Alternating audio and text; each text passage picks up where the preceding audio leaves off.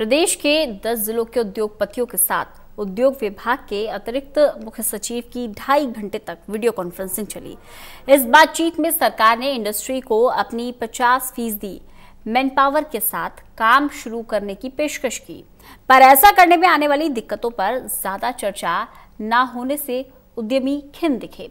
सरकार की पेशकश पर फैसला लेने के लिए पानीपत के उद्यमियों ने शनिवार को सुबह 11 बजे बैठक बुलाई है।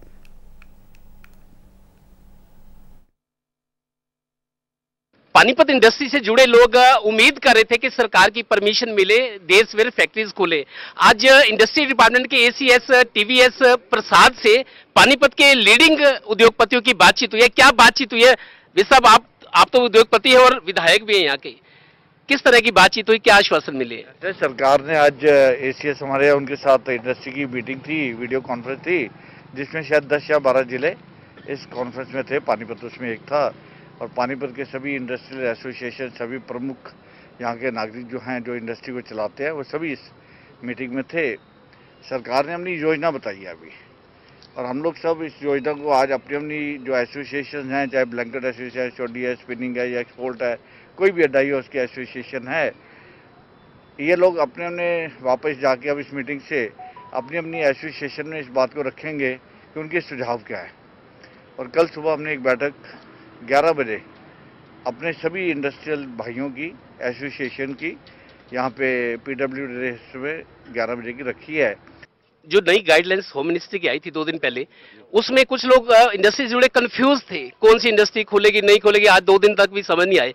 इस आज वीडियो कॉन्फ्रेंस से कुछ क्लियर हुआ क्या? आज उससे क्लियर हुआ है कि एक तो ये था कि जो इंडस्ट्रियल एस्टेट्स हैं वो चलेंगी या नहीं चलेंगी, कन्फ्यूजन था, लेकिन उससे क्लियर हुआ कि इंडस्ट्रियल एस्टेट्स चलेंगी, लेकिन कुछ गाइडलाइन के साथ चलेंगी।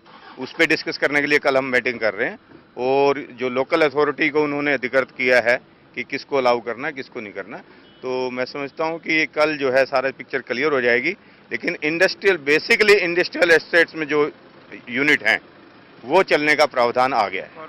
Haryana chamber of commerce and industry, चूंकि आप प्रेसिडेंट हैं चैप्टर के, आप अपने बंदों को कैसे समझाएंगे कि उनको लगे कि हाँ सरकार चाहती है इंडस्ट्री चले, और इंडस्ट्री चलने का माहौल आपको दिख रहा है?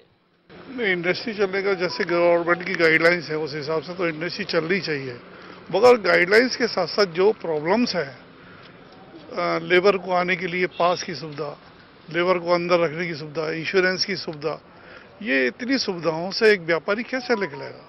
क्योंकि उसके लिए सभी मार्केट खुला होना चाहिए, क्योंकि हर आदमी का एक दूसरे से लिंक है। अगर एक इंडस्ट्री चालू होती है तो उसको डाई की भी जरूरत है, धागे की भी जरूरत है, ट्रांसपोर्टेशन की भी जरूरत है, माल बाहर इधर से आना जाने के लिए भी ट्रांसपोर्टेशन चाहिए।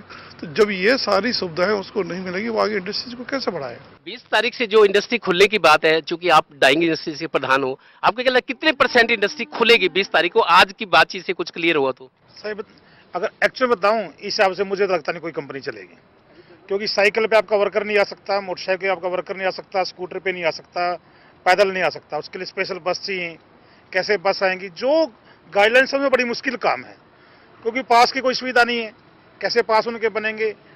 अभी कोई क्लियर गाइडलाइंस ही नहीं है। मुझे अभी तो लगता ही नहीं कि फैक्ट्री चलेंगी। कई लोगों से पहले भी बात की, वो कह रहे जी छोटी हो या बड़ी इंडस्ट्री, चेन जब पूरी तो नहीं चलेगी, तो कुछ इंडस्ट्रियां चलेंगी, कुछ नहीं चलेगी, तो उससे फायदा नहीं है। आप माल बनाओगे तो बेचोगे कहाँ, लेना हो तो लोगे किससे, जब तक पूरी इंडस्ट्री नहीं चलेगी? ये समस्या भी है। एक चीज तो आज इस मीटिंग में क्लियर होगी कि कई दिन से ये भ्रम चल रहा था, जो एरिया कारपोरेशन पर चलता पड़ता उसमें शायद इंडस्ट्री नहीं चलेगी, लेकिन ये तो आज इन्होंने क्लियर कर दिया, इंडस्ट्रियल स्टेट जो भी है वहाँ इंडस्ट्री चलेगी। नहीं, कन्फ्यूजन तो है। एक्चुअली क्या है, इंडस्ट्री कोई भी चले, जब तक पूरी सप्लाई लाइन नहीं मिलेगी हमारे को।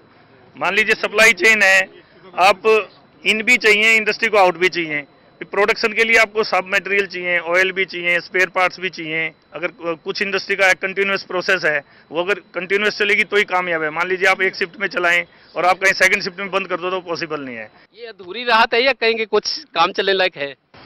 पानीपत एक बड़ी छोटी लघु इंडस्ट्री है, कोई बहुत बड़ी इंडस्ट्री नहीं है। हमें जिस हिसाब से सरकार ने आज हमारे से डिमांड रखी है या इंडस्ट्री से डिमांड रखी है, उनको देखते हुए जो छोटी छोटी इकाइयाँ हैं, जैसे कि हम लोगों ने चैम्बर की तरफ से एक प्रस्ताव रखा था कि जो पानीपत के इंडस्ट्रियल सेक्टर बने हुए हैं, जो sector 25 part 1, 25 part 2, 29 part 1, 29 part 2 old industrial area. इसमें जितनी भी इंडस्ट्री है वो सारी मीडियम स्केल की इंडस्ट्री जाता है। आउटर में बड़ी बड़ी इंडस्ट्री है, उन लोगों के लिए फिर भी एक बार अपने वर्कर्स को लाना ले जाना बड़ा आसान है।